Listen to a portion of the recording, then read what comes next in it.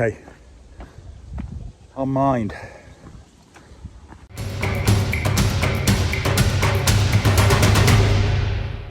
So the mind aspect of an adventure, a trek, a climb, or even training for it is absolutely critical.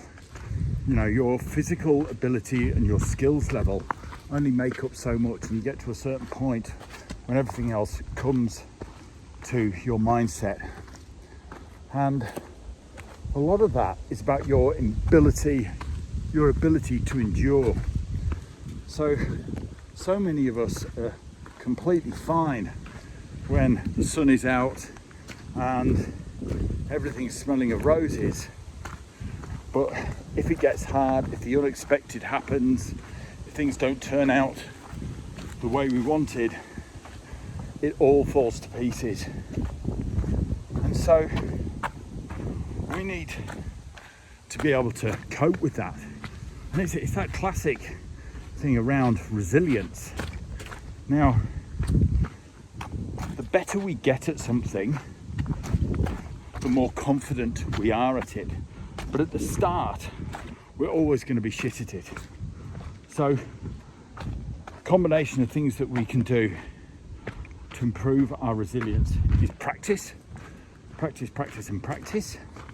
And then also, we practice around our mindset around things. You know, it's so true about life is 20% what happens to us and 80% how we feel about it, or our attitude to the event.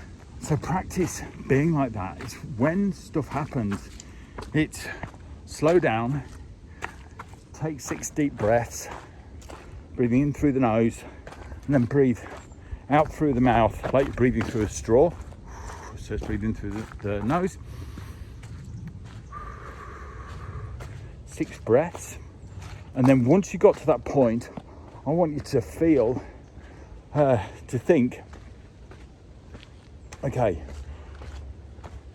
where am I now? What can I hear? What can I see? What am I doing? What can I feel around me? You know, I can feel a little bit of a breeze. I can hear some cars in the very, very far distance. I can hear some birds. Okay, so I'm just going to slow everything down. And then, how am I behaving? What am I actually doing? What am I saying to myself? And then start filtering.